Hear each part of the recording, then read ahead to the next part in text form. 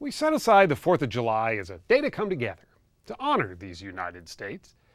Of course, our differences are many these days. If only, as Lesley Stahl suggests, we could follow the lead of some of our fellow animals down on the farm. In the leafy pine barrens of southern New Jersey lies a very different kind of farm. So for those people who have never been here, never even heard of the funny farm, how would you describe it? I say heaven on earth, especially for animals and for people, because when you walk through the gates, you can feel the inner peace and harmony because they all get along here. They do. It's kind of astonishing. The Astonishing Funny Farm, a not-for-profit animal sanctuary open to the public 2 days a week, was created by New Jersey's own Dr. Doolittle, Laurie Zaleski. We have a mommy sheep and a baby sheep. This is basically a farm for rescued animals. Most of them, were they abused? Abused, unwanted, neglected, elderly, disabled. Every single animal here is a rescue. So you've been healing them as well as protecting them? Yes.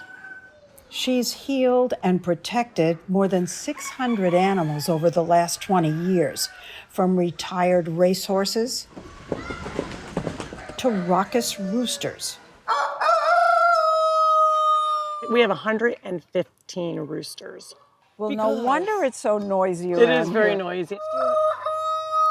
Listen, you. Hey, why'd you name it Funny Farm? Why didn't you name it Heaven on Earth or whatever? So my mother had the original Funny Farm, and she said it's full of animals and fit for lunatics. The people are the lunatics.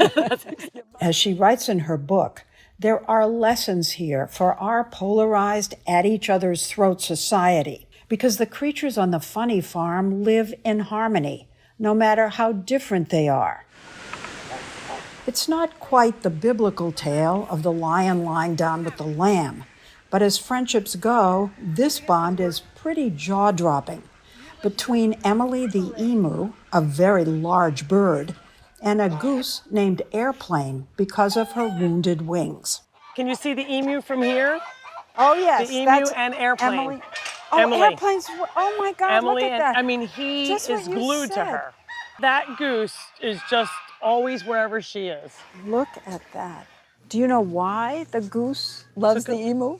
Maybe he likes larger women. I don't know. I said, what do you I'm not really sure. I thought it's possible that she protected him at one point that we just don't know about.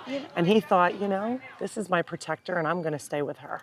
Zaleski introduced us to another cross-species couple, Look at how beautiful that animal is. You're very attractive. a donkey and a very kissable llama. So this is Lorenzo. This is Lorenzo And this is Jethro. Jethro. So tell us about how this friendship developed. Jethro was here with his horse that passed away. The pony died, and Jethro went into mourning. He did go into mourning, yes. This poor guy was suffering because he was so sad. Lorenzo came and they bonded themselves. They just found each other. I mean, these two are such an odd couple. An even odder couple might be Yogi the steer and Cooper the alpaca. Look, see how he's waiting? Look, where is he? There's your buddy. He's coming out too. Wherever Yogi goes, he goes.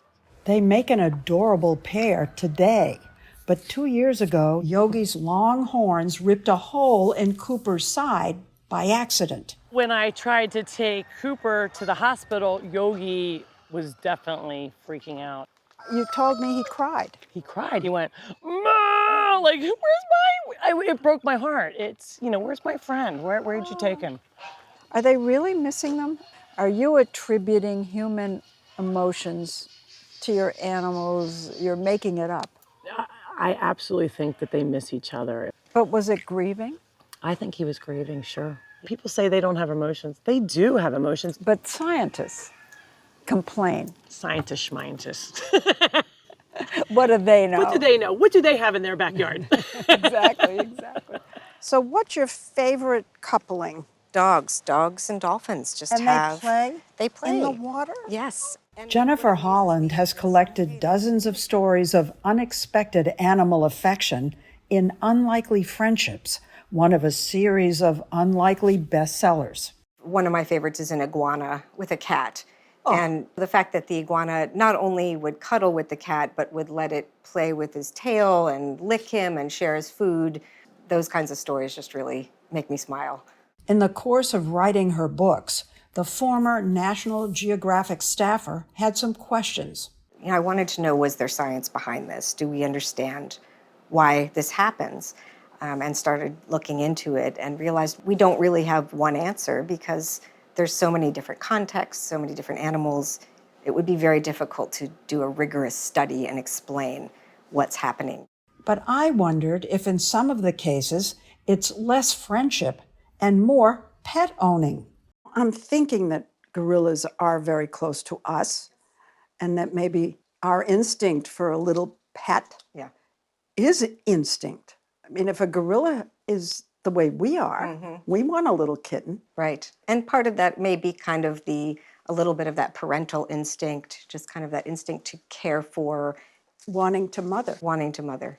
Zookeepers often place orphan babies with mothers of another species who are nursing. I asked Holland if the need for protection might come into play. I told her about the goose and the emu. And as you saw them walk along, you thought, oh, she got herself a bodyguard. Yes. And also even with an animal that's blind, another animal may kind of turn into a seeing eye dog and protect that animal and show where the food is and just be the bodyguard, be the helper. Animal altruism. Animal altruism. I love it. And when animals meet when they're young, anything is possible. How does that song from South Pacific go? You've got to be carefully taught to hate and fear. What about the lion, tiger, and bear? Oh my. Yes. Oh my. Exactly. Yes. So and they were really pals? They were pals, and these are three animals that would never meet in the wild. These three predators turned pals were found as babies in a drug dealer's basement and brought to an animal sanctuary where they became lifelong buddies. And it just happened that these three found something, again, positive in each other and pal around together. I think you see this in captivity so often because these animals are taken care of. They're not competing for food. They're not stressed. And so they have this luxury of being able to be social with other animals. Laurie Zaleski takes that, if you feed them, they won't fight theory to a whole other level. Okay, Leslie, come on in. I want to show you my roommates. Oh, I have 35 animals in my house right now. wait a minute. You have 35 animals About. in your house? What, like what? I have 10 dogs, about 20 cats, a cockatoo who is louder than all of them put together, a chicken. Here's Adele the diva chicken. She lives here with the dogs? She does. And they don't eat her? They don't eat her, no. You know what comes to mind? Noah. It's like Noah's Ark. It's Noah's Ark. Saving animals is what Noah did, really. Yes. Wow. Yeah. You're biblical. I'm biblical.